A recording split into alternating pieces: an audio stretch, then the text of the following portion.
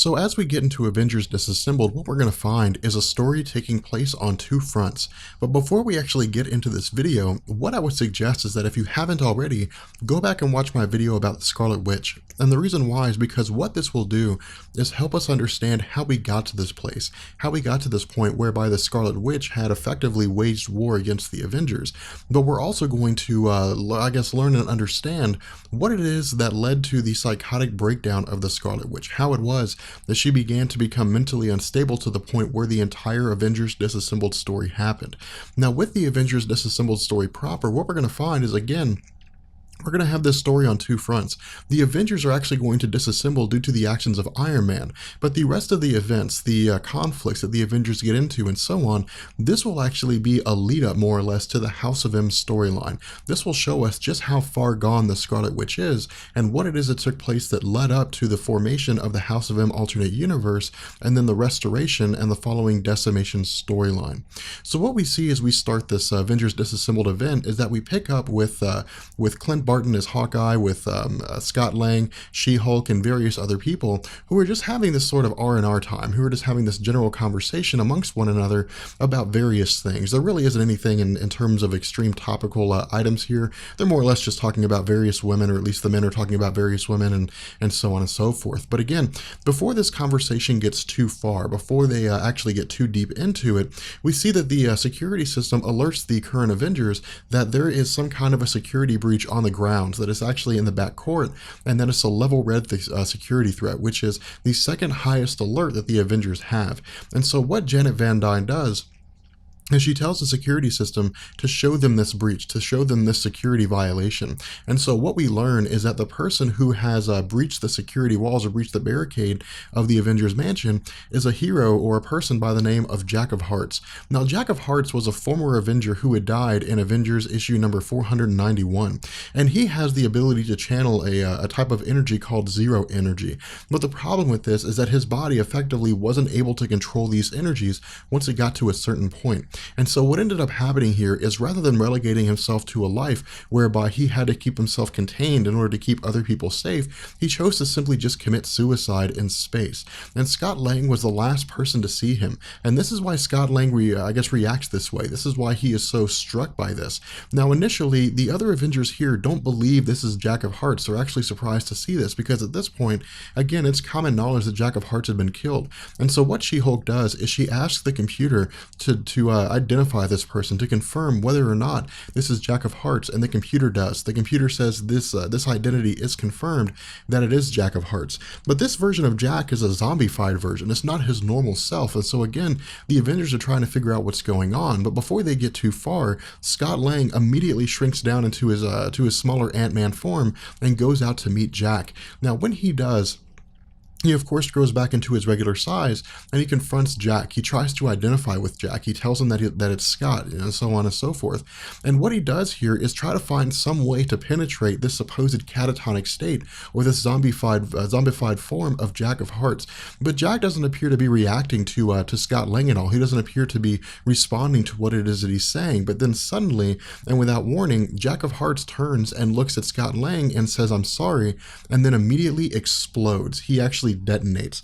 And so the result is that in the ensuing explosion and the pandemonium, that it turns out that Scott Lang had been killed. Now, this isn't immediately recognized by the Avengers that are current. In fact, we see that Jarvis and She-Hulk, among others, are trying to move themselves away from the debris, trying to get out from under all the rubble, and they start looking around. Hawkeye is told to take point, to examine the area, and to make sure there's nobody else present. But once the Avengers begin looking around for Scott Lang, since he hasn't identified himself as being there, that's when they come upon the realization that Scott Lang died in the explosion, that he died in the conflict. And so from here, we switch to Tony Stark. Now, this is when we actually get the basis behind why the Avengers are disassembled. This is going to be a reaction to something that Tony Stark has done here. And what he's doing is he's speaking to the United Nations on behalf of the federal government, but also on behalf of himself. Of course, as we know at this point in time, Tony Stark is the Secretary of Defense for the United States, but again, he's also a military industrialist. But before he actually gets into a discussion about what it is that he is basically addressing the UN for, he begins to sort of freak out a little bit. He begins to stutter, he begins to sputter, and then apparently he begins to display the effects of alcoholism to make it seem as though he's drunk. And what he does is he initially addresses the ambassador of Latveria and begins mocking him, begins referring to him as esteemed in a sarcastic tone. Now, this is very indicative of Tony Stark during the Demon in a Bottle storyline, during the storyline where Marvel had heavily focused on his alcoholism and the way that he acted when he was drunk. And for all those present, including Yellow Jacket and T'Challa, it seems as though Tony Stark is in fact he is intoxicated. And so what Hank Pym does is he tells Tony Stark to stop. He tells him to step down. But Tony Stark says what? He says that maybe he's the jerk, or I'm sorry, that he's not the jerk here, that maybe the ambassador of Latveria is the jerk here, that he's simply just saying what everybody else is thinking here. And so what T'Challa does is he steps up as the ambassador for Wakanda and tells Tony Stark to stop, the second person to tell Tony he needs to quit. But then we see Tony use one of his, energy projectors from his hand and point it at the ambassador of Latveria, indicating that perhaps he's going to kill him. And so again, we see that through the combined efforts of Scarlet Witch and Hank Pym and T'Challa, they're able to talk Tony Stark down. And so what Tony Stark does is he goes away. He simply walks away, but not before making a reference to Hank Pym about supposedly having beaten his wife. Now from here, we switch to one of the observation decks where Tony Stark is watching Hank Pym apologize to the United Nations for Tony Stark's actions. And Tony Stark feels very regretful here. He's very angry at the way that he was acting, but more so than that, what he tells the Scarlet Witch is that he knows the feeling of being drunk. He knows how it is when he is drunk. And initially, Scarlet Witch thinks that maybe he's been drinking, that maybe he had relapsed after being sober for so long. But Tony Stark says no. He says that he hasn't had anything to drink at all today, that he hasn't had any kind of alcohol, and he doesn't know why it is that he's acting this way. But before he's able to expand further on this, we see that he gets an alert from Avengers Mansion, a white coat alert, which is the highest level of priority that the Avengers can send out as a distress call. And so what we do is we switch back to the Avengers Mansion in the aftermath of the explosion of Jack of Hearts that had killed Scott Lang. And what we see the Avengers doing is saying that there's perhaps some kind of radiation here, that people need to be careful, they can't get too close, that the place is going to be a crime scene, and that S.H.I.E.L.D. will arrive momentarily. We also see that Captain America is talking to Jarvis. He's trying to understand what had happened here, and in fact, he goes as far as to ask Jarvis what it is that had taken place. But Jarvis says that he doesn't really know here. He really can't give Captain America a lot of specifics. All he really knows is that at some point along the line, there was an alert that informed them of a security breach, and then there was a sudden explosion. And so what we see is that Captain America's attention is drawn away from Jarvis when he realizes there's a ship coming in full speed at Avengers Mansion, and the ship is not coming to a stop. It's not slowing down. But once he actually sees who's inside of the cockpit, he realizes that it's the Vision. And so the Vision ship crashes into Avengers Mansion, adding again to the existing chaos. And so what happens here is we switch to the Vision as he exits the ship, as he steps out and begins addressing the Avengers directly.